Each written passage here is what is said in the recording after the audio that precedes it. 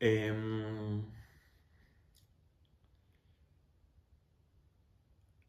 la propuesta va a ser la siguiente. Primero les voy a contar una breve contextualización de qué es el Kaula Marga, el camino del Kaula, del cual nace esto que llamamos el Kaula Upanishad. De ahí iremos a hacer una primera lectura del Kaula Upanishad, que es muy lindo porque es súper breve, súper breve. Tiene esta cosa más de manifiesto que fui poniendo en las comunicaciones, ¿no? Es como casi como si fuese un panfleto tántrico que circulaba en India haciendo quilombo a partir del siglo XI, entre los siglos XI y XIV. Es como bien panfletamiento revolucionario. Esperen que voy a silenciar ese mic. Creo que se escuchaba ahí de fondo a Dana y a León. Ahí estamos. Bueno, tiene algo muy de esa característica el Kaula Upanishad, ahora lo vamos a ver, pero vamos a hacer entonces una primera lectura con una invitación en esa primera lectura más que nada como al dejarse atravesar, ¿no? por la info del Kaula Upanishad. Y después vamos a hacer una tercera etapa más de reflexionar, compartir resonancias, ver qué pasa con cómo nos afecta el Kaula Upanishad y también traer desde mi lado algunas cositas que creo que son interesantes de poder tocar de lo que está diciendo el Kaula Upanishad. Me tomé este laburito que me divierte mucho a mí traducir directo del sánscrito. No sé sánscrito, pero ya es el tercer texto tántrico que traduzco del sánscrito, entonces voy aprendiendo algo de sánscrito en el camino. El laburito que hago es ir buscando palabra por palabra, viendo todas las posibles traducciones que cada palabra tiene, que a veces son súper diversas, ¿no? Como a veces una misma palabra puede significar cuerpo, orden, camino o cielo, no sé. Y es como ir tocando la textura del texto, de lo que se está diciendo y desde ahí también generar la traducción. Y también con alguna que otra, ¿cómo se dice esto? Eh, licencia poética. Alguna que otra licencia poética para que también sea bien tangible el texto en nuestros tiempos actuales.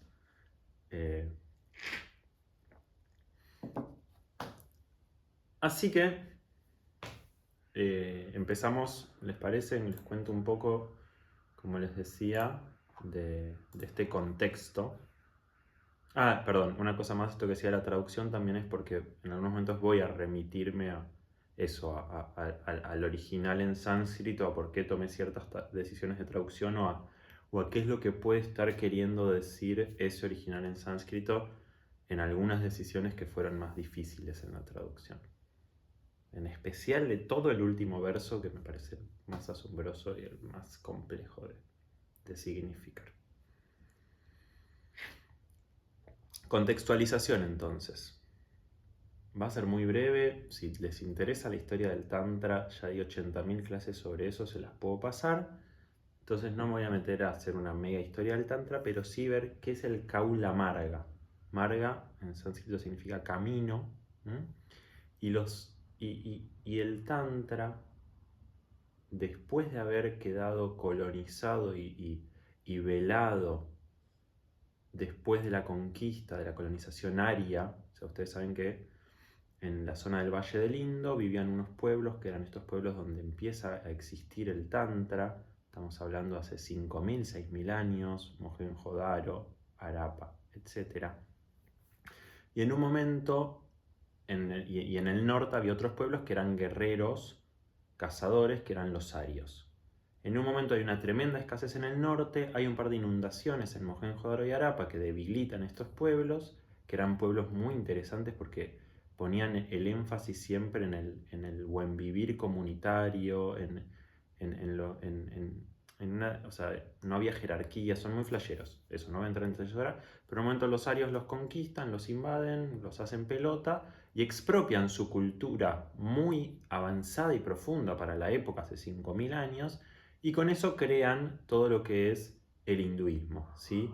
Los Vedas, la Bhagavad Gita, todo eso nace de esa expropiación de la cultura tántrica, apropiándola, o sea, llevándola a una cultura guerrero-patriarcal como era la cultura aria de aquel entonces. Entonces, los pueblos tántricos pasan a ser la cuarta casta del hinduismo. Los primeros son los brahmanes, después los guerreros, después los campesinos y agricultores, y artesanos, y último de todo los parias, los intocables, que son tan impuros que si los tocas te contaminas. Esos pasan a ser los tántricos. Y durante miles de años, el tantra queda totalmente oculto. Como eran intocables, como eran tan impuros que no nos podían tocar, lo que hicieron maestros y maestras de tantra a lo largo del tiempo fue aprovechar eso a su favor.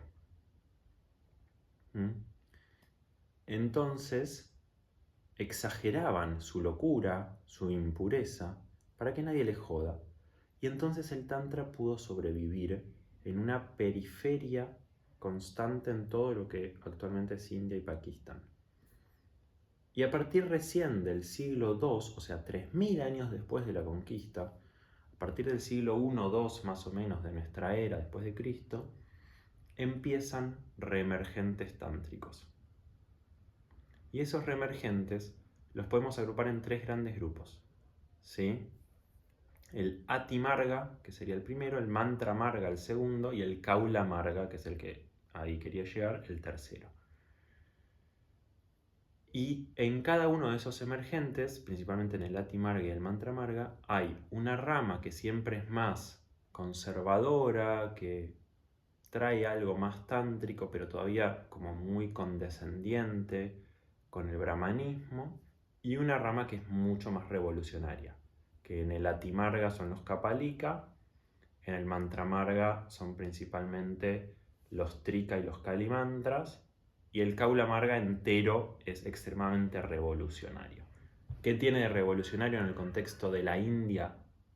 Tanto los Kapalika como esos Trika y Kali Mantras y el Kaula Marga, que es el que acá nos interesa, básicamente todo. O sea, en una sociedad donde solo la casta de los brahmanes, y me corrijo, solo los varones de la casta de los brahmanes tenían acceso a un camino espiritual, a una vida política activa. Y estas tradiciones revolucionarias del Tantra dicen, acá pueden venir personas de todas las castas y de todos los géneros. Y no solo eso, si llegamos a pescar que alguien está juzgando a alguien por su casta o por su género, le echamos a la mierda. Así nomás. O sea, acá no existen las castas y no existen los géneros. Eso ya lo tenían los Kapalika, los tenían los Kali y los Trika Tantras del Mantra Marga, y el Kaula Marga lo lleva al extremo. Entonces, en el contexto de la India es extremadamente revolucionario que las mujeres puedan tener acceso a una vida espiritual más allá de sus maridos, que inclusive en el Kaula Marga son quienes pueden tener las iniciaciones más avanzadas, y que no hay distinción de castas. Eso a nivel político es una locura. Y además, a nivel del rito, los ritos del Kaula Marga incluyen comer carne, que en India es sociedad vegetariana. Incluyen tomar vino en una sociedad donde estaba prohibido, y otros intoxicantes, que posiblemente sean hongos de psilocibina, y después también el bhang, que es un preparado de ghee, o sea, manteca glorificada, con cannabis y opio. Y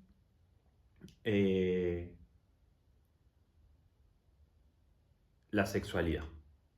La sexualidad que en la India de aquel entonces estaba tremendamente regulada, al punto de que el varón de cada familia tenía que pedir a un brahman el permiso para poder copular con su mujer, y dicho el Brahman que sí, recién podían tener un acto sexual, obviamente solo con fines reproductivos, o sea, eso.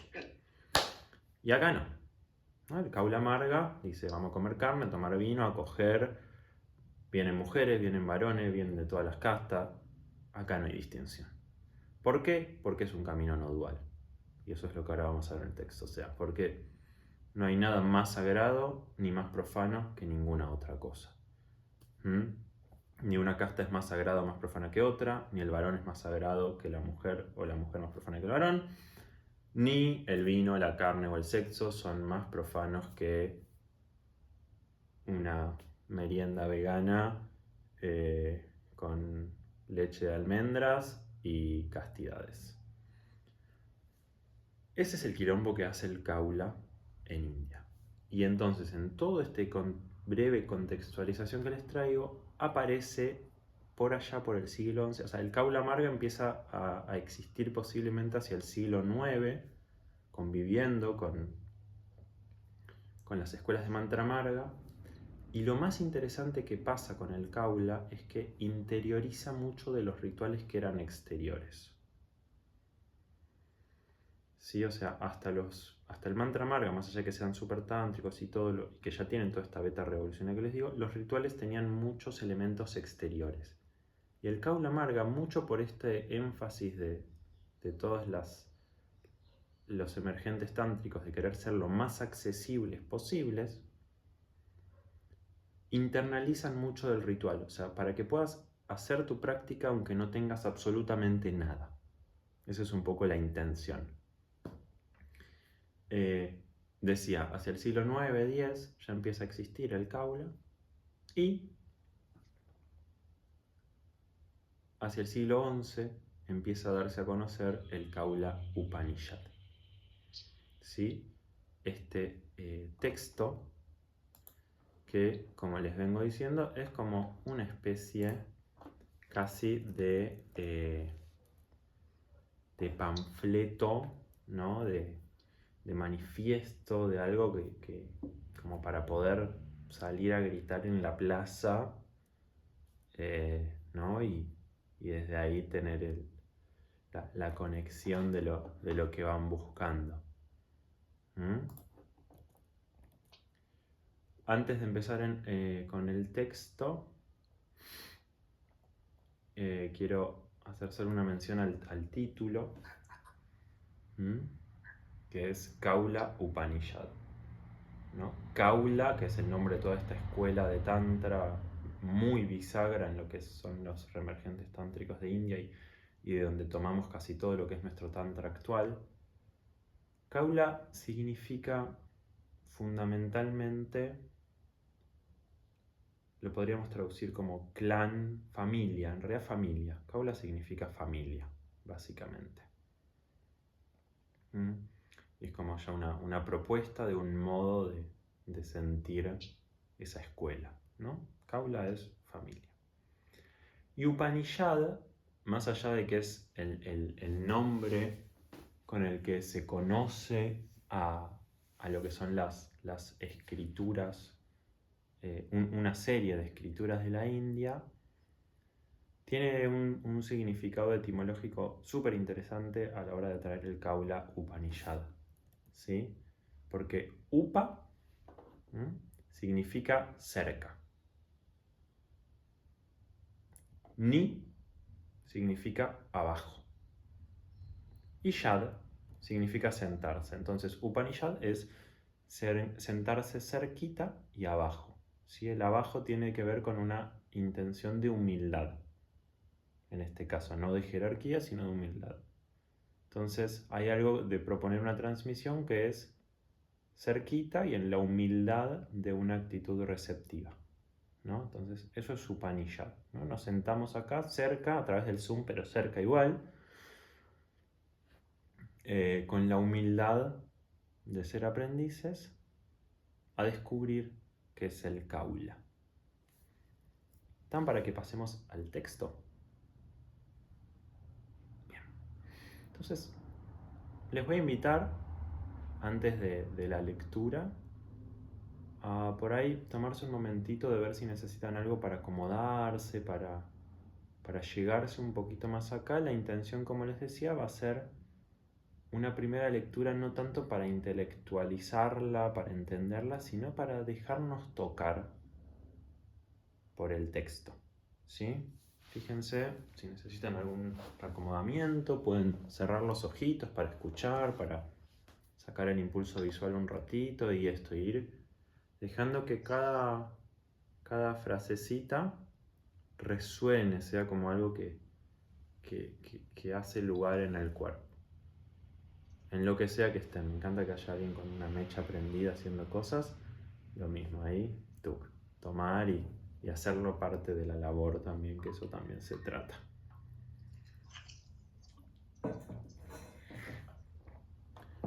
Entonces,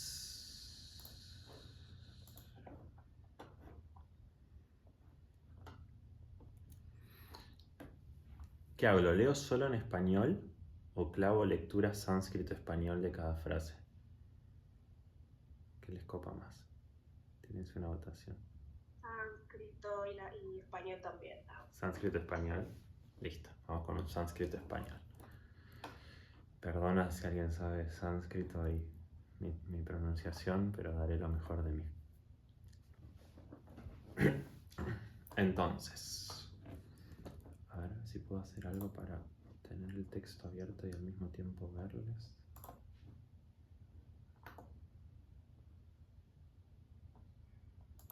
Ahí más o menos.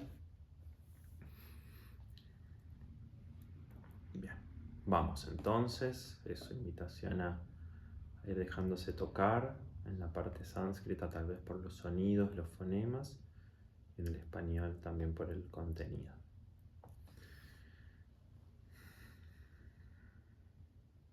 Ata Kuladaram Vyakyasyama.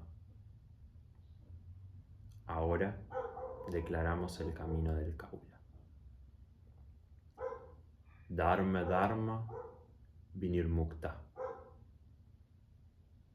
Un despojo total y absoluto del camino correcto y de su transgresión.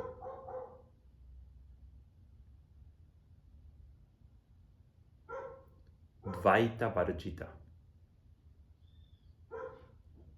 Apartada la dualidad.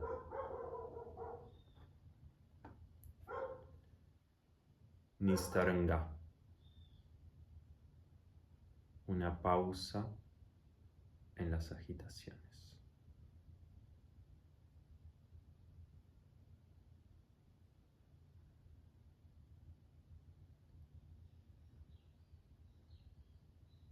Niralamba.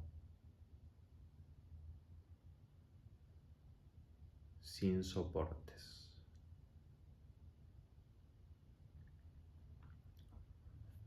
Sarvam Shiva. Todo es Shiva. Jnanam Svayam. Una sabiduría emergente. Za Eva Shiva. Ese es nada menos que Shiva.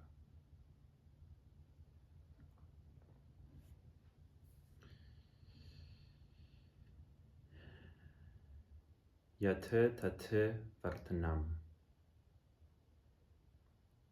Desplegarse justo como vaya siendo.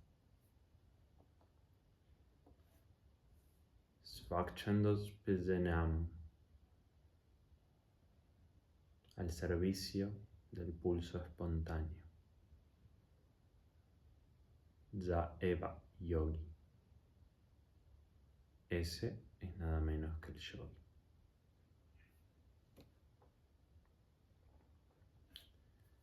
Na tatkasyas chitakathaniyam.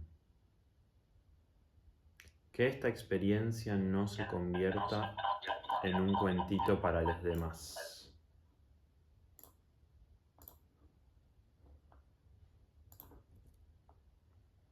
Idam kaulam. Lo aquí vivo es el kaula.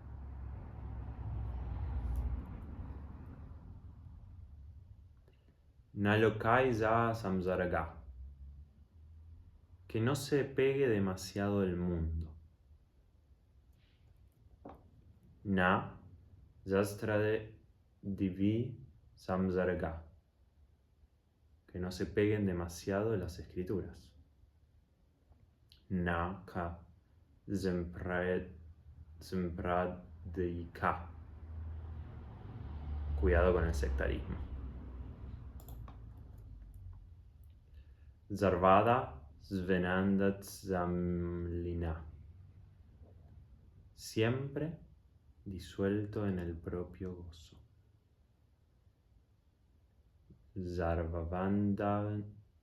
Zarvavandana Vinirmukta.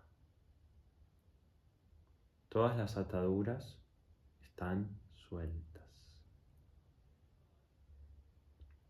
Zarvapranite Rata. Todo está a favor de todas las cosas, de todas las criaturas. Ese es el deleite. Na tasya kasdidvid hirnesti. Entonces no hay ningún mandato. Natasya zauzeukam. No hay pureza ni impureza. Natasya dharmde dharmao. No hay camino correcto ni su transgresión. Natasya dvaitam. No hay dualidad. Natasya mantra siddhi. Entonces no hay mantras de poder.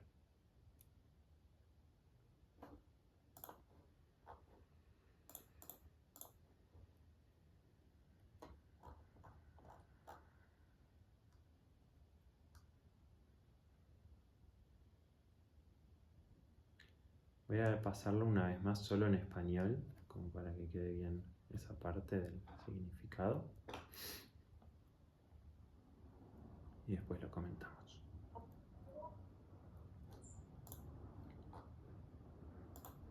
Ahora declaramos el camino del kaula.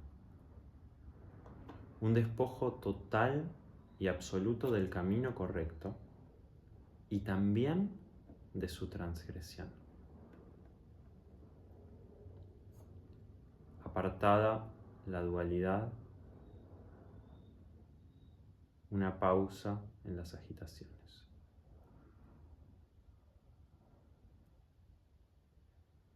Sin soportes, sin referencias. Todo es Shiva. Una sabiduría emergente. Ese es nada menos que Shiva. Desplegarse justo como vaya siendo, al servicio del pulso espontáneo. Ese es nada menos que el yogi.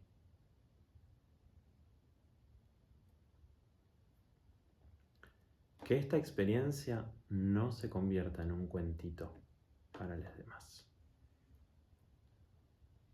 Lo aquí vivo es el kaula. Lo aquí vivo es el kaula. Que no se pegue demasiado el mundo. Que no se peguen demasiado las escrituras. Cuidado con el sectarismo. Siempre disuelto en el propio gozo.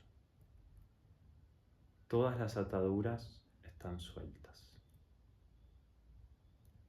Todo está a favor de todas las criaturas. Ese es el deleite.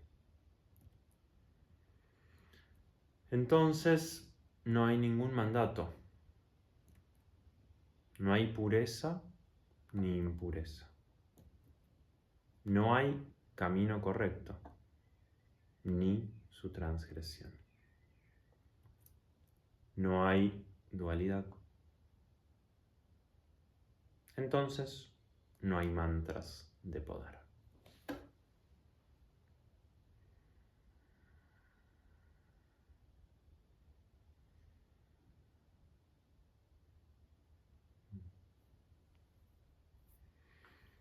Me gustaría abrir ahora un ratito a quien tenga ganas de compartir, si lo sienten, algo de eso, más del cuerpo, más de cómo se recibe esto, cómo llegan estas palabras del Kaula Upanishad, que es lo primero que pasa más en un nivel somático, y después voy a contarles algunos detallecitos más del texto.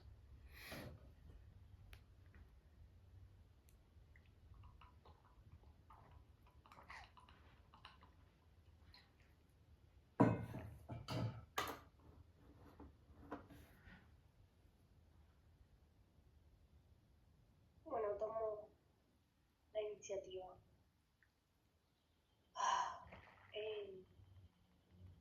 Lo sentí descontracturante. Como cuando, ahora que lo estoy nombrando, siento un calor en el cuerpo, como eso, descontracturante, muy como eso. No le voy a agregar más cosas porque si no me voy, eso, como descontracturante, como un zarpado.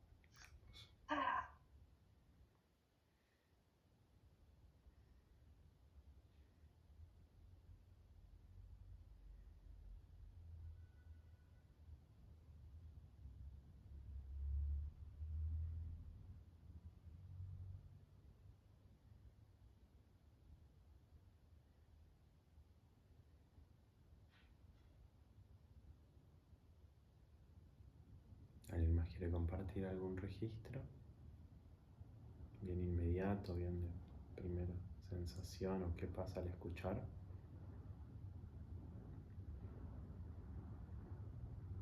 Buenas. Pero, ¿Vas vos? Dale. bueno, yo también, como la compañera, también siento eso como, yo ya lo había leído antes y la primera vez que lo leí dije como, wow, todo esto me resuena de una forma muy, como bueno, como es lo que siento ahora en este momento, o sea, me sentí muy, como integrada con todo lo que dice ahí en este texto. Bueno, ese es como mi sentir, como que es lo mío. Eso es lo que sentí.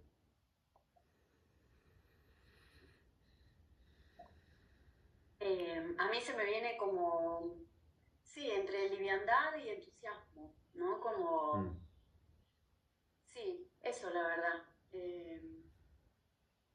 Sí, sobre todo me anoté ahí esto del pulso espontáneo, ¿no? Que digo, qué maravilla, como poder, eh, no sé, como sacralizar ese movimiento, ¿no? Que muchas veces viene y, bueno, al menos en mi vivencia personal suelo retraerme a la reflexión muchas veces cuando algo me descoloca.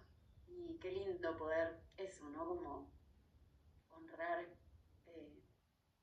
la reacción, ¿no? Que en general suele ser tan común.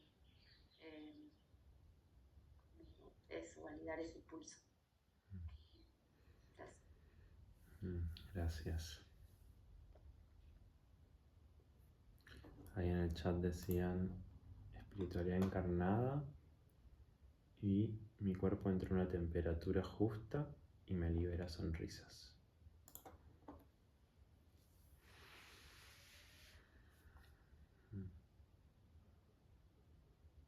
Buenas. Hola. A mí me hizo sentir mucha liviandad también. Y esto siento que es muy liberador esto de no estar como corriendo algo que alcanzar, sino desplegarse justo como vaya siendo. Y siento que más que buscar esa pureza y juzgarnos cuando, no sé, hago cosas que no están relacionadas a eso puro, sino más que esa búsqueda de ese ideal, enraizarme cada vez más en la presencia y en la escucha de ese despliegue que va aconteciendo, que es acá, ahora y cómo está siendo momento. Y es muy hermoso porque es como muy integrador. Gracias.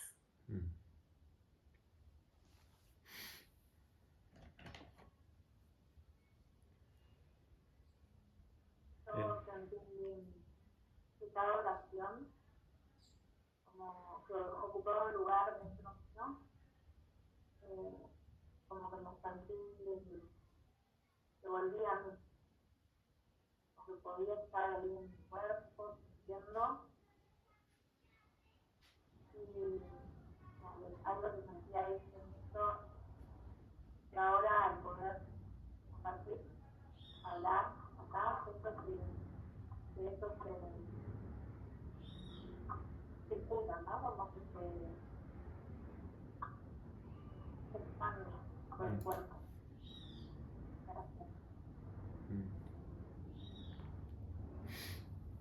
Gracias. Hay algo de este texto en particular, de todo lo que es las escrituras más cáulicas, que esto que para mí toma como bien la simpleza esencial, ¿no? del cáula y de todo el caminito del tantra. Y al mismo tiempo, como en esta cosa en esa simpleza, como ser muy consciente de que está dialogando con una cultura y por lo tanto con una serie de psicocorporalidades alejadísimas de esa simpleza, ¿no? Como algo de esto, ¿no? Que creo que imajo de, bueno, está lo espontáneo y está todo lo que lo frena, ¿no? Y algo de, bueno, sé que estoy dialogando más con lo que lo frena que con lo espontáneo en esta cultura, ¿no? O con las infinitas dualidades de pureza e impureza y todo eso con las que vamos tamizando la experiencia, vamos filtrando la experiencia. Entonces, como que de nuevo me viene mucho este factor manifiesto, revolución de lo que acá se va diciendo y proponiendo, que es por lo que tiene como interlocutor, ¿no? Que es toda esta percepción dual que suele más tender a querer controlar lo espontáneo que otra cosa.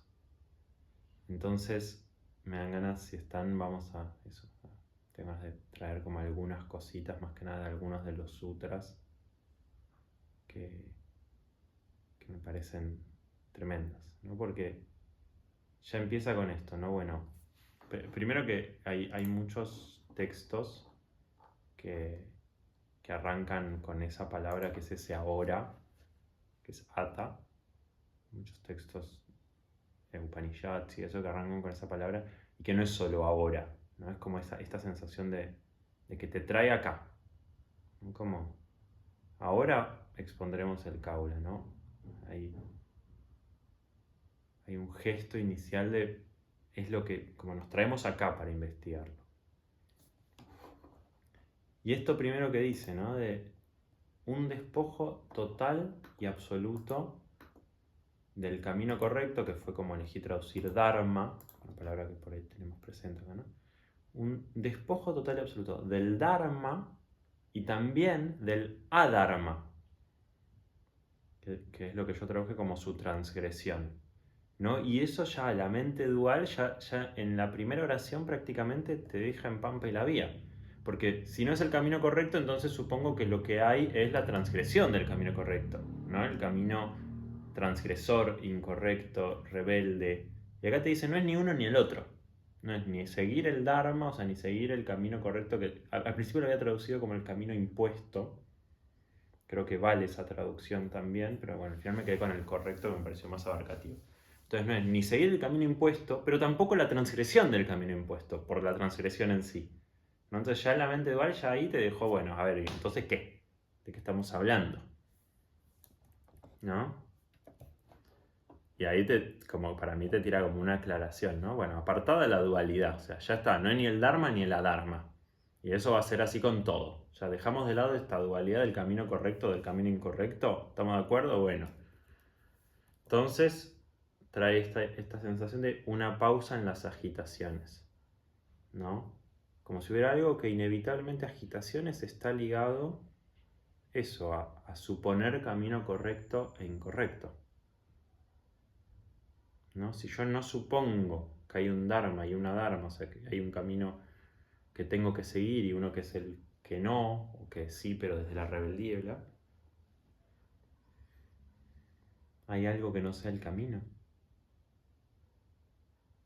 Si no hay camino correcto ni camino incorrecto, si no hay un camino a seguir o un camino a transgredir, ¿hay algo que no sea el camino?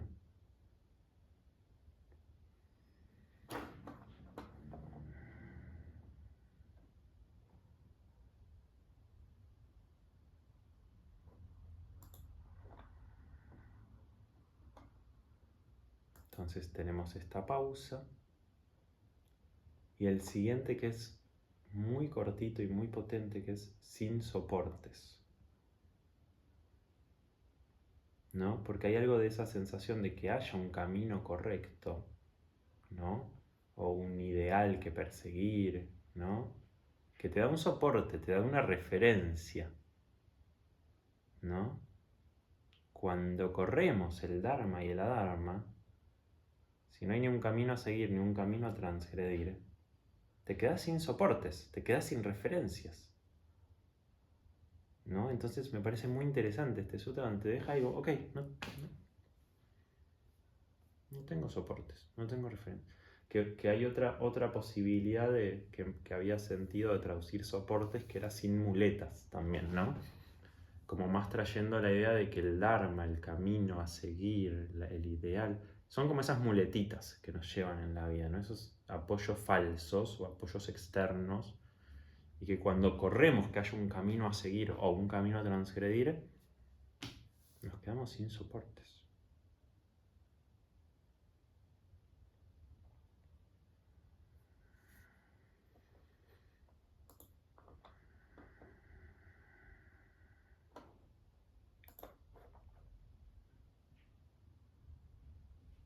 ¿No? Como si estos primeros 5 sutras, es como si hubiese una primera parte que es como, bueno, vamos a despojar.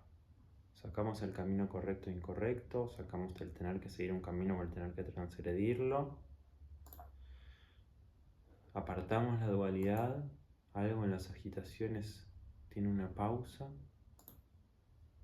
y nos quedamos sin soportes. Y ahí recién algo dice, todo es Shiva,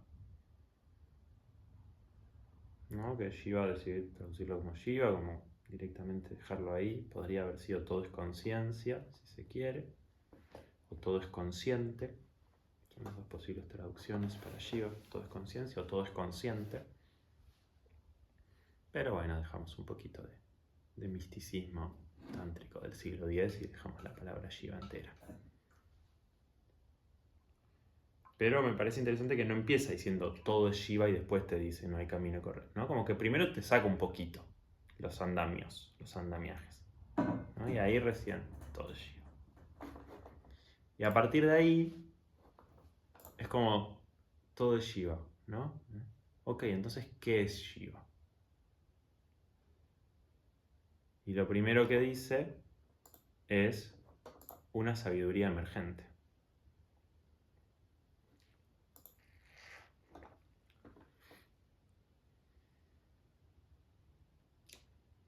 podría ser una sabiduría emergiendo también, para traerlo bien acá.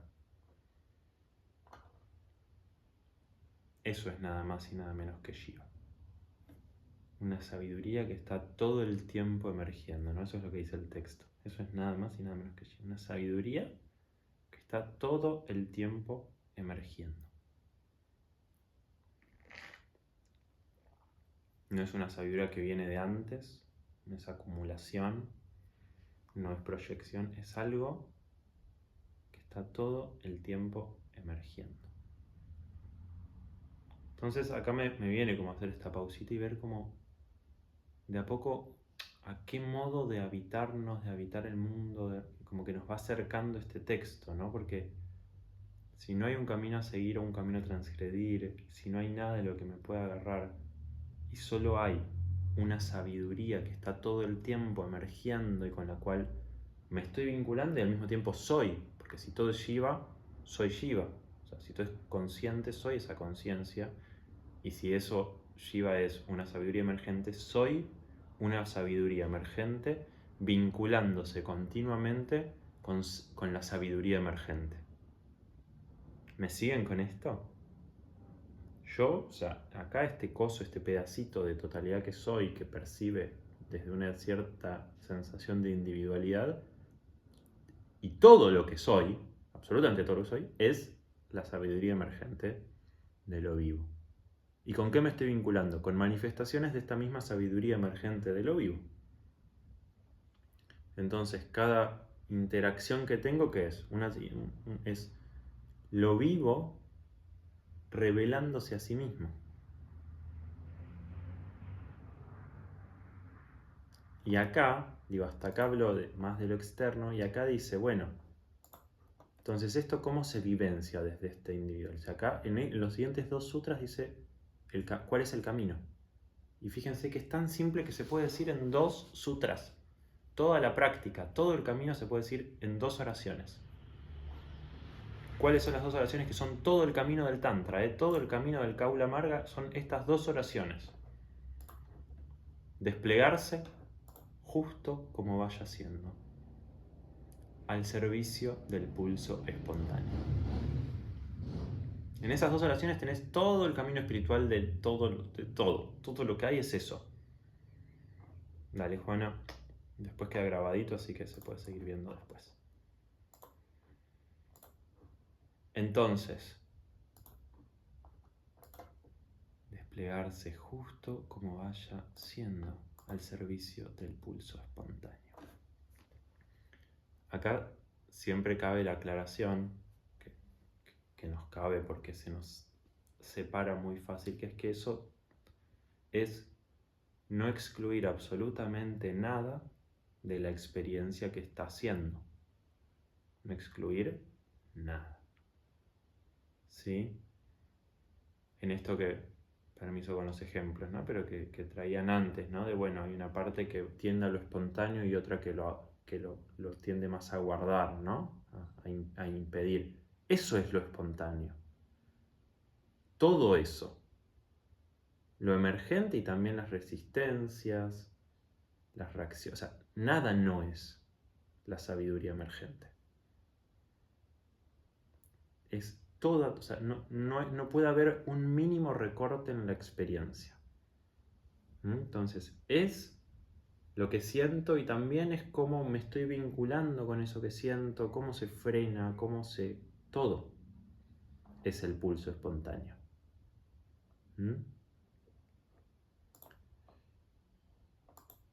Porque es desplegarse justo como vaya siendo, también con lo que impide que se despliegue lo que está haciendo, también con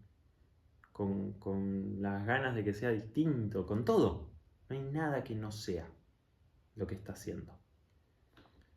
Y ahí es donde dice, entonces, eso es nada menos que el yogi o la yogini. O sea, ¿quién es desde esta mirada el yogi o la yogini? No quien se levanta a las 5 a hacer 70 saludos al sol, 70.300 pranayama, rezarle a Shiva, a Brahma y a Vishnu, cantar un par de mantras y bueno, toda esa peli. No, el yogi es ¿quién? El que se despliega justo como va haciendo al servicio del pulso espontáneo. ¿Entienden lo revolucionario decir esto en la India en el siglo X? ¿Y entienden lo revolucionario decir esto en Buenos Aires y para el mundo en el siglo en el que estamos, que ni me acuerdo cuál es, 21? O sea, sigue siendo igual de revolucionario, es un descontrol lo que está diciendo. ¿Sí? O sea, no hay camino y no hay no camino, no hay que seguir nada ni transgredir nada, es el pulso espontáneo. Es ir aprendiendo cómo estar al servicio del pulso espontáneo. Y el pulso espontáneo siempre es la totalidad de experiencia. Cómo aprendemos a incluirnos con todo lo que estamos siendo y con todo lo que la experiencia está haciendo. ¿No? Y eso implica todo. O sea, porque si no, muchas veces con estas perspectivas aparecen fantasías de pasividad, de quietud. Y no, porque si algo me despierta furia y tengo ganas de ir a tirarle piedras al Congreso, eso también es lo que está haciendo. No hay nada que no lo sea. ¿Se entiende? Entonces es todo lo contrario, es un camino extremadamente vital. ¿No? Y lo único que separa al Vira del Payo, usando palabras tántricas, o sea, al héroe del rebaño, es como un poco las traducciones que se suelen usar, es que eso, que está siendo consciente de todo ese pulso espontáneo. Esa es la única diferencia, ¿no? El estar habitándolo conscientemente, que no es ciego, que no es automático. Esa es la única diferencia que acá existe. Y que lo que sigue es precioso, ¿no? Porque, ok, pulso espontáneo, desplegarse, ahora. O sea, como que acá empiezan las advertencias. A partir del Sutra 12 empiezan las advertencias. Y la primera de todas es, che, que esta experiencia del pulso espontáneo, que no se convierta en un cuentito para los demás.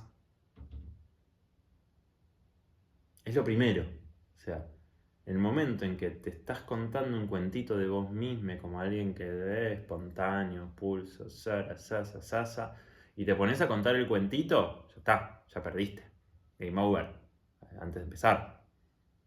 ¿No? Me parece hermosa esa advertencia porque es un poco lo que tendemos mucho a hacer, ¿no? Como construirnos todo el tiempo una narrativa de nosotros mismos como criaturas acabadas que se presentan al mundo desde esa narrativa y a sí misma y todo. Y acá lo primero que te dice es, che, ojo, con esto convertirlo en un cuentito de vos mismo. Ojo. ¿No? Y lo que le sigue a eso es, lo aquí vivo es el Kaula. Y esa frase para mí, que está justo en el centro, o sea, es el sutra central, y un poco concluye la primera parte del Kaula Upanishad, es tremenda. Lo aquí vivo es el Kaula. O sea, te escribí este manifiesto, te estoy tratando de contar algo de qué es el Kaula, lo estamos exponiendo, Pero en el fondo el Kaula es lo aquí vivo. Lo que está vivo acá, ahora, en cada uno de nosotros, en el encuentro que estamos teniendo. Eso es el Kaula, no otra cosa. Entonces es una frase que se puede traducir de otras maneras, que pareciera que tiene más que ver con que esto que digo es el Kaula, es una posible traducción, pero es rara, o sea, es muy claro que lo que estoy diciendo es lo aquí vivo es el Kaula y tiene dos sentidos. Lo que te estoy contando acá es el Kaula, pero también lo que siempre está vivo en cada momento, eso es el Kaula, ¿no? Me vas a acordar a esto del Tao, ¿no? De, bueno, el Tao que se puede nombrar no es el verdadero Tao, pero le da este otro giro, ¿no? No tiene que ver solo con lo nombrable o lo no nombrable. Lo que está vivo es el Kaula. Ese es el camino. Volviendo al Dharma de antes. ¿Cuál es el camino del Kaula que se propone? Lo que está vivo en cada momento. Eso es el Kaula.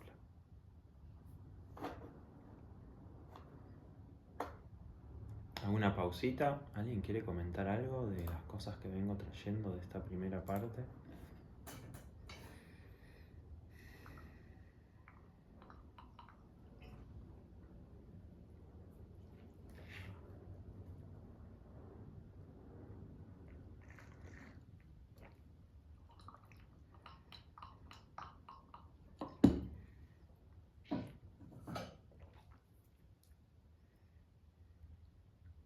Me parece muy flashero como pensar esa tendencia quizás humana de a veces hacer las cosas para, bueno, voy a decir para el afuera, que de alguna manera es algo bastante dualista también, pero pensaba, bueno, en esta era Instagram y tal, sucede esto de, bueno, mostrar lo que hacemos todo el tiempo, y es flashero que igual en el siglo X estaban esas advertencias también, porque a veces creo que esto de, bueno, estar mostrando todo el tiempo y construyendo como esta imagen de nosotros,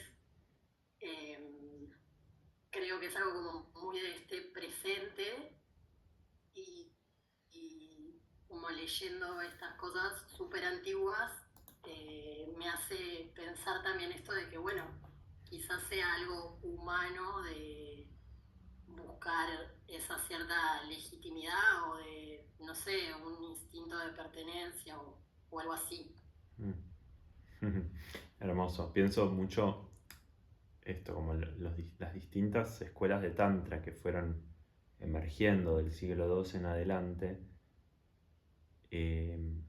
Justamente uno de los temas que para mí aparece todo el tiempo, incluso en las más conservadoras, tiene que ver justamente con desarticular la propia imagen, ¿no? Como inclusive la primera de todas, que son los payupatas, que emerge dentro de los brahmanes y solo aceptan brahmanes, varones, o sea, muy conservadora en ese sentido. La segunda iniciación payupata era bajar a la civilización y actuar como un animal, ¿no? Justamente por esto, para desarmar tu propia necesidad de imagen confirmatoria social. O sea, siglo II, primera escuela emergente tántrica, ni siquiera es tántrica, es pretántrica, los payupata, ya traen eso. O sea, la segunda iniciación después de vivir 10 años en el templo era bajar a la sociedad y actuar como animales. Me refiero a ir por la vida cagando y meando en público, desnudo, sin bañarse, escupiendo, haciendo sonidos raros, o sea, eso. Sí, no otra cosa. Que el otro día hablaba con una chica que siguen existiendo estos seres en India y viven en campos crematorios, y cuando vas, como solo están emitiendo sonidos y cosas así. Muy interesante, tengo ganas de ir a conocerlas. Emitir sonidos con ellos. Así. Pero bueno, eso, como que algo de la desarticulación. Mientras que el brahmanismo tiene muchísimo énfasis en lo social, pero en lo social en este sentido, ¿no? Del lugar que ocupas en lo social, esto desde las castas en adelante, ¿no? Pero le da mucha importancia a tu rol social, a tu imagen, ¿no? Etcétera, etcétera. Y el Tantra todo el tiempo está desarticulando algo de eso.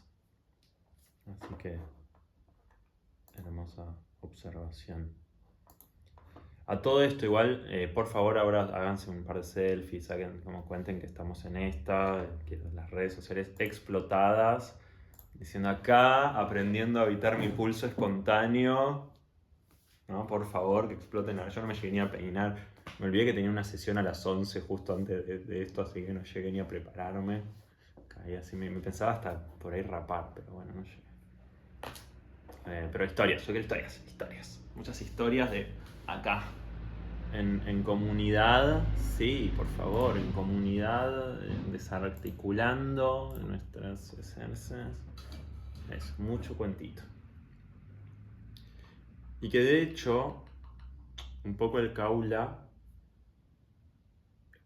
tiene algo interesante en lo que va trayendo, porque las anteriores escuelas tántricas emergentes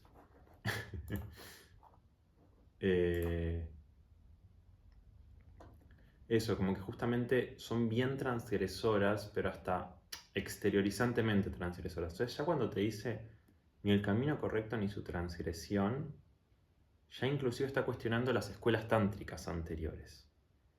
Como ni siquiera, porque la transgresión también es un cuentito para las demás en algún punto. Acá soy re rebelde transgresor, mira cómo bajo a la ciudad a ser como un animal. Y de hecho, cuando habla de em,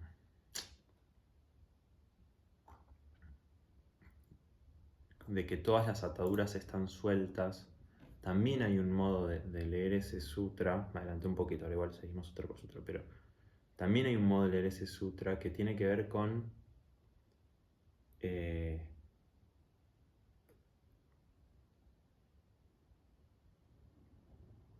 esto que estamos trayendo, ¿no? Como, o sea, las ataduras están muy ligadas al mundo en esta tradición. Igual para me adelanté y me perdí, pero así que mejor volvamos a ir uno por uno.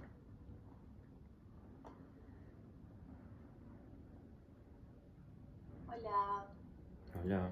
quiero compartir algo que me quedó como resonando. Yo lo leí ayer a los sutras estos y en un momento justo como de mucha contracción, pero lo había como leído antes y me había quedado resonando. Ahora no me acuerdo bien cómo es y tampoco tengo el texto acá para leerlo, pero esta parte que dice como de esto de permanecer en el pulso de lo que se va desplegando.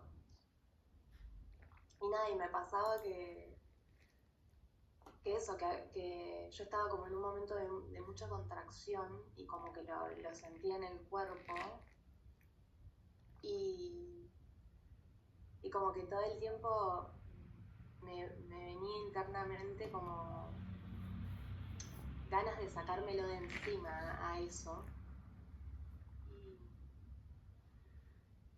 Y nada, y como que observaba eso, pero al mismo tiempo, como esto de permanecer en el pulso de lo que se va desplegando, como que me daba espacio a poder como sentir cómo era toda esa contracción, que era horrible, o sea, realmente era horrible, horrible, horrible y era como una situación que me preocupaba mucho y mucho de esa preocupación que había dentro mío, yo me daba cuenta que era como parte de una forma de ver yo la realidad de lo que estaba sucediendo, ¿no? Y nada, y como que conviví toda la mañana con esa contracción, pero fue muy loco cómo me venía todo el tiempo ese sutra de permanecer en ese despliegue y lo que me generaba mucha curiosidad cuando dice sin soporte. Como que ese sin soporte a mí se me venía, no sé si lo entiendo bien o es así, pero se me venía como, es lo que es, o sea, está haciendo esto ahora y este sin soporte es como el soporte que todo el tiempo estamos buscando para alivianar ese malestar. Hermoso. Y nada, y al mismo tiempo como que a la vez que me resulta súper novedoso y atrapante esto del sin soporte, eso como que muchas veces encuentro viendo en el tantra eso de qué necesario que es ese soporte y de dónde saca ese soporte el tantra, digamos, desde, o sea, como que en mi mente, ¿no? Como que me lo hace pensar en eso, como digo, bueno, y el soporte sin soporte, ¿y qué? ¿Y entonces qué? ¿Cuál es el soporte? ¿No? Como que me viene algo así, como, ¿de dónde toma ese soporte? Supongo, y ahí como que me viene una parte más racional de esto de lo no dual, ¿no? Como de empezar a estar a aprender cómo es estar en el cuerpo en esa mente no dual, algo así. Hermoso, sí. No sé si se entendió mucho. Sí, me viene a nombrar algo también sobre esto que fue súper interesante. Como poner la diferencia entre eso, entre soporte y apoyo, ¿no? Que digo, el apoyo creo que tiene que ver con esto, la presencia no dual como apoyo en sí, ¿no? Y soporte, y algo muy interesante también del texto que eso, cuando dice sin soportes, también es una invitación a ver, bueno, ¿dónde genero yo el soporte? Lo genero en la mente, ¿no? En pensamientos que, como decía Ari, alivianan la experiencia, lo genero en la esperanza, en el sentido de el supuesto ilusorio de que esto puede ser distinto a como está siendo. ¿Dónde genero el soporte? ¿Cuáles son mis muletas? Entonces, creo que lo rico del texto también es esa posibilidad de repreguntarnos hacia nosotros mismos. Bueno, cuando dice Dharma, está bien, por ahí el Dharma para mí no es el que era para un brahman del siglo XII, pero ¿cuál es para mí el camino correcto? ¿Cuál es para mí la transgresión del camino correcto? ¿No? Como rellevarlo hacia nosotros mismos hoy, eso, ¿dónde genero soporte? ¿Cuál es para mí el camino correcto? ¿Cuáles son mis principales dualidades? ¿No? ¿Dónde recorto la experiencia? Hay algo de esa invitación también que me parece que está buenísimo. Así que gracias, Ari, ahí también por traerlo. Y voy a seguir con esta segunda parte, porque ya tengo mucha hambre además. Tengo ganas de ir a prepararme unos huevitos. Y dice... Como que empieza eso, ya tiró la de que esta experiencia... no puedo evitarlo. Que esta experiencia no se convierta en un cuentito para los demás, me venía una cosita más de que dentro de las escuelas cáulicas, una de las cosas que también se solía traer era en el mundo que no se sepa que sos cáulicas, como salir como uno más, una más al mundo. No como a mí me viene mucho... O sea, yo este precepto cáulica siento que lo tengo un montón incorporado esto, ¿no? De no caer con una túnica, unas remedios, como... O sea, poder salir posta en jeans y camisita si querés a la calle, ¿no? Ser un transeúnte más. Como que nada en vos evidencia que tenés un camino con el tantra, con el kaula. Que vuelvo, que eso es cuestionador de las sectas tántricas anteriores, que sí tenían mucho más eso, de ser como más como un ánimo, o sea, que como evidenciar lo transgresor en el mundo. Esto lleva a la transgresión a un nivel tan profundo que ni siquiera tenés que ser transgresor para externamente transgresor, ¿entendés? O sea, eso, poder vestirte como se viste la gente, caminar, o sea, y que es otro grado, es otro nivel donde está operando el Adharma. No, eso me da ganas de nombrarlo porque es bien del kaula amarga eso, o sea, las anteriores sectas tántricas o escuelas tántricas eran mucho más hacia el afuera en su transgresión también. Y esto es, yo en el mundo puedo ser ingeniero y tener la vida más, y va por otro lado. Y algunos eso, por ejemplo, a mí hay un maestro de tantra que siempre me conmueve mucho, que el chabón era mendigo, o sea, mendigaba en la puerta de un templo hindú. Porque lo que él decía era que solo quien pueda mirar a un mendigo a los ojos podía aprender el camino del tantra o del kaula. ¿No? Entonces a mí esas experiencias me parecen hermosas porque eso es lo opuesto a presentarse como un maestro y sacarse selfies copadas para Instagram y miren lo tántrica que es. No. Pero ni siquiera tampoco el otro extremo de soy un animalito. No, bueno, estoy acá. Soy un ser humano común como el resto. Y va por otro lado esa transgresión. Para mí eso es hermoso. Bien, ahora sí, avanzo un poquito. Que no se pegue demasiado el mundo. O sea, antes hablaba más de yo hacia el mundo y ahora del mundo hacia sí, ¿no? O sea, que no se me pegue a mí demasiado el mundo, ¿no? Que no se peguen demasiado las escrituras. También. Que no se pegue demasiado el mundo, que no se peguen demasiado las escrituras.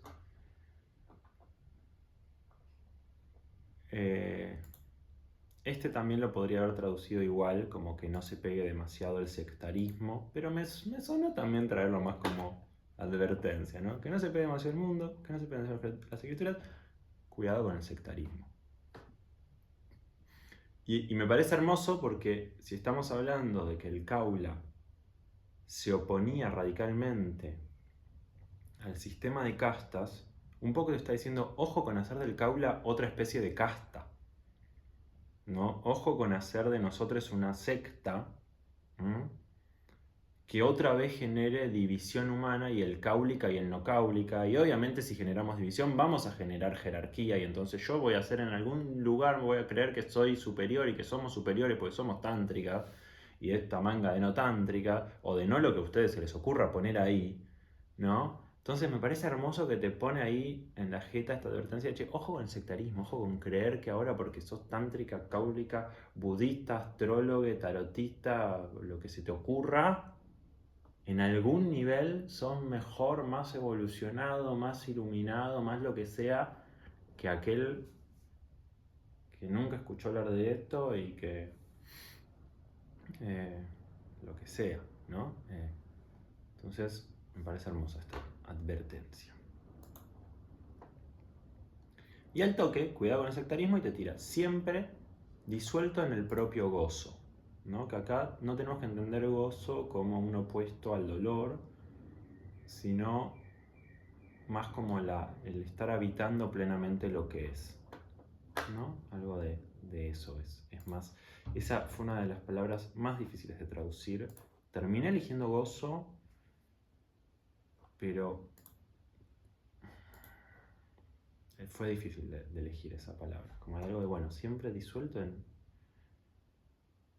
Podría haber sido hasta en la propia verdad, si se quieren, pero de nuevo podía generar la idea de no verdad. O sea, es muy difícil encontrar una palabra que describa no dual, lo que ahí se está describiendo no dual, que es, sería la propia experiencia casi, ¿no? Siempre en la propia experiencia.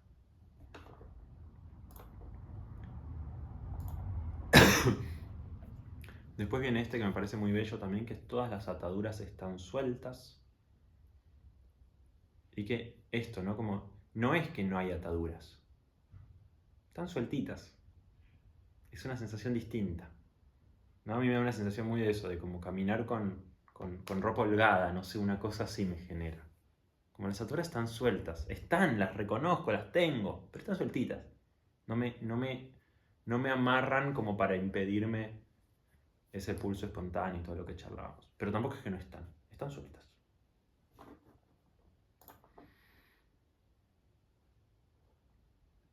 Y acá, y esto es como viene de esas tres, ¿no? Siempre disuelto en el propio gozo, todas las ataduras están sueltas, todo está a favor de todas las criaturas, ese es el deleite.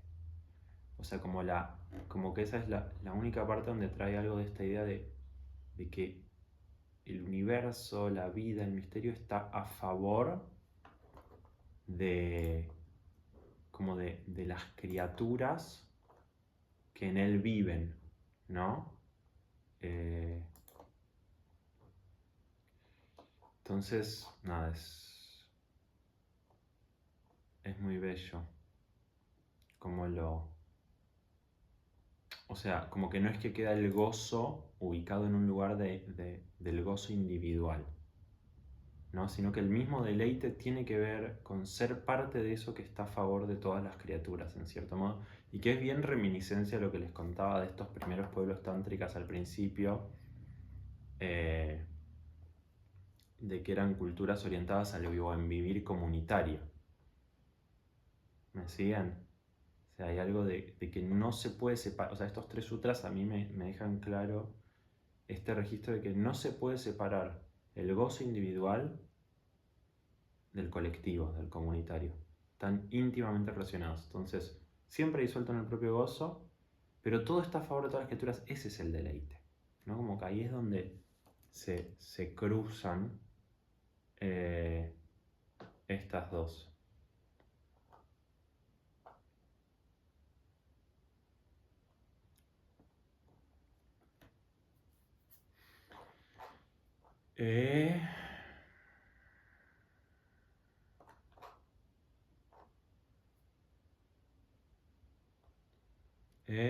Sergio preguntaba en el chat, ¿cuál es la palabra en sánscrito que tradujiste como gozo?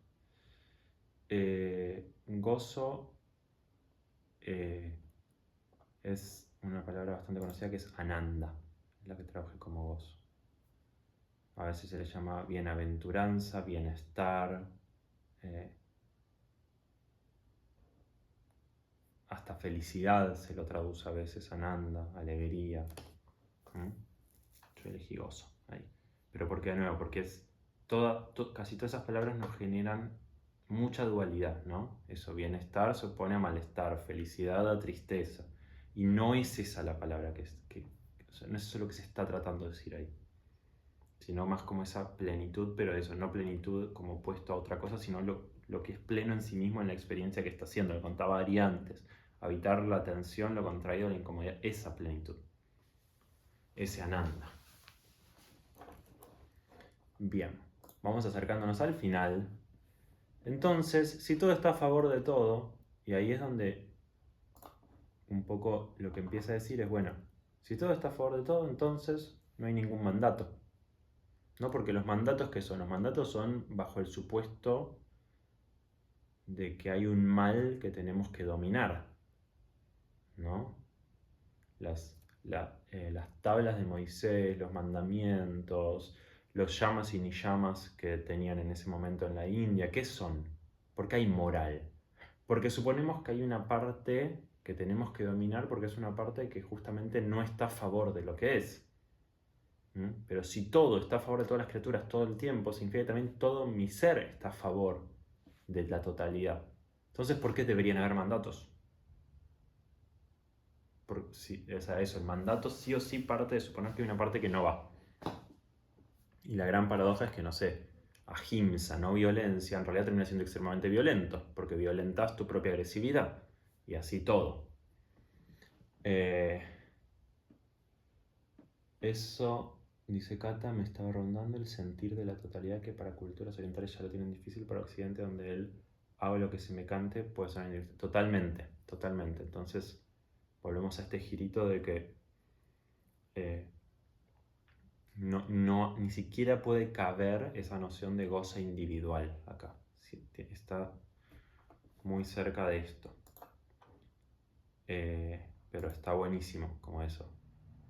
La tensión entre culturas muy colectivistas, si se quiere, en Oriente, culturas muy individualistas en Occidente, y acá justamente como es esa no dualidad entre lo individual y lo colectivo, ¿no? Donde hay una mutua relación de servicio, si se quiere.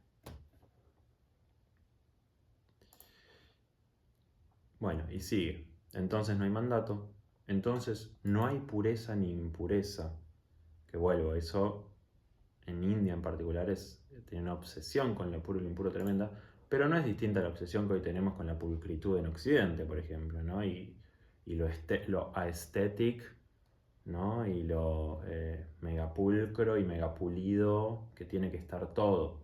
Nada, yo voy a dar una clase con la capucha esa colgada ahí atrás, con el pelo, o sea, ¿no? No hay puro e impuro, no hay pulcro y no pulcro, etcétera, etcétera. Ya estamos terminando, ¿eh? Hizo larguísimo, pero era muy divertido, che. Bueno. Y acá vuelve a repetir lo mismo que dijo al principio. Empezó diciendo no hay camino correcto ni su transgresión y termina diciendo no hay camino correcto ni su transgresión. No hay dualidad, o sea, termina casi como empezó. Y viene el último sutra, que para mí es... O sea, el último sutra daría para que nos encontremos 1 hora y media más. Solo hablar del último sutra. Porque es tremendo lo que dice el último sutra.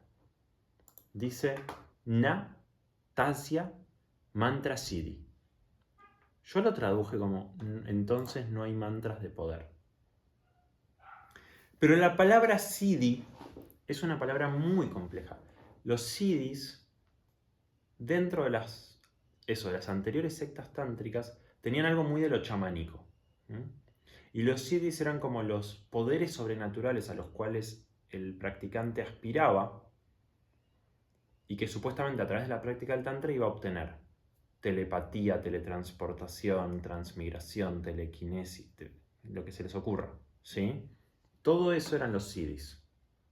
Y había una cosa en los tantras anteriores con los siddhis, con los poderes sobrenaturales.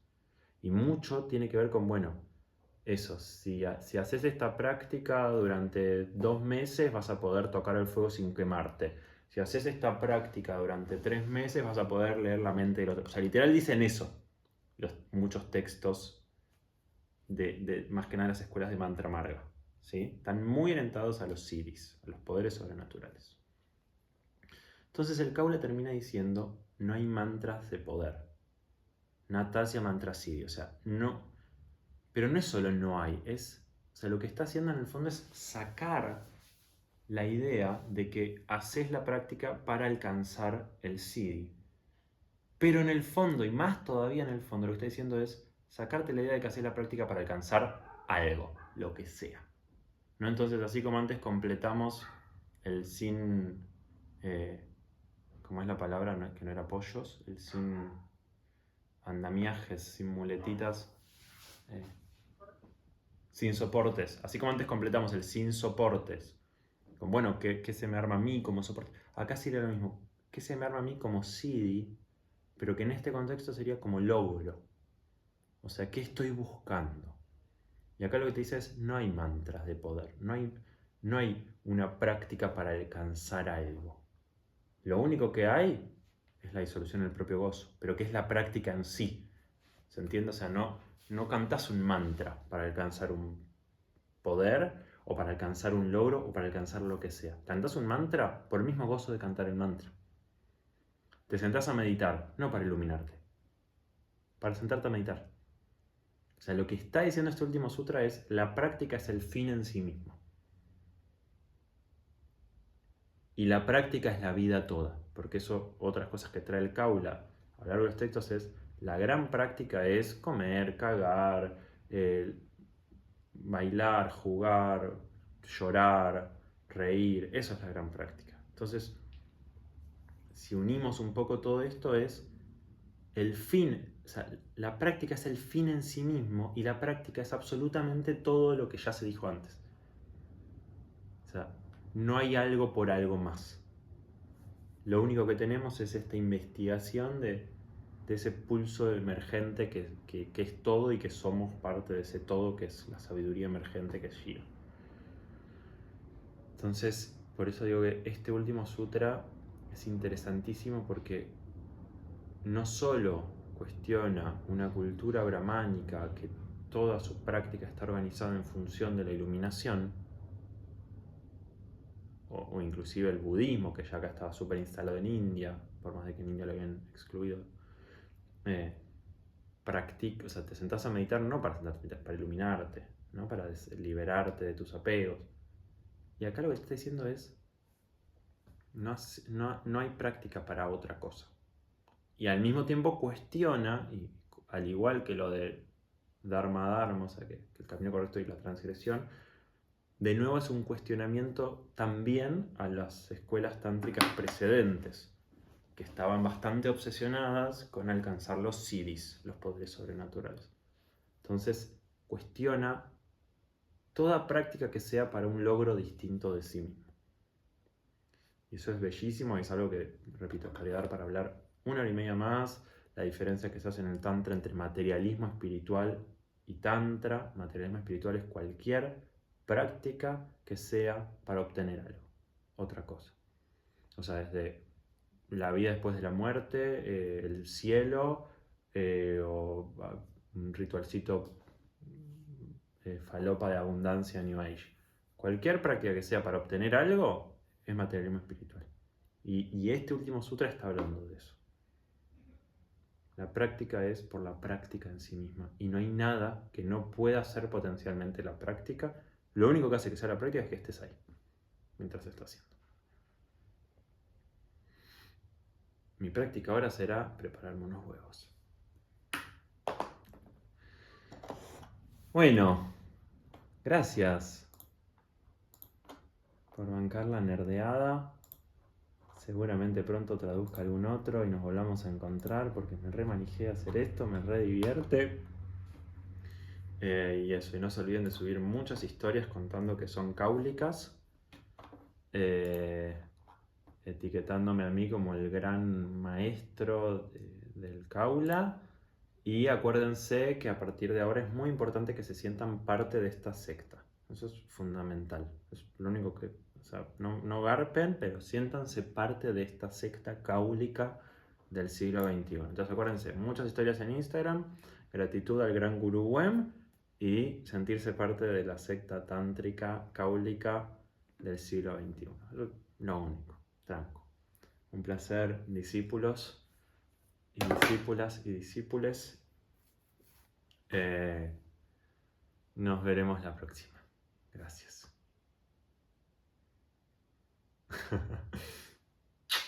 Abrazote.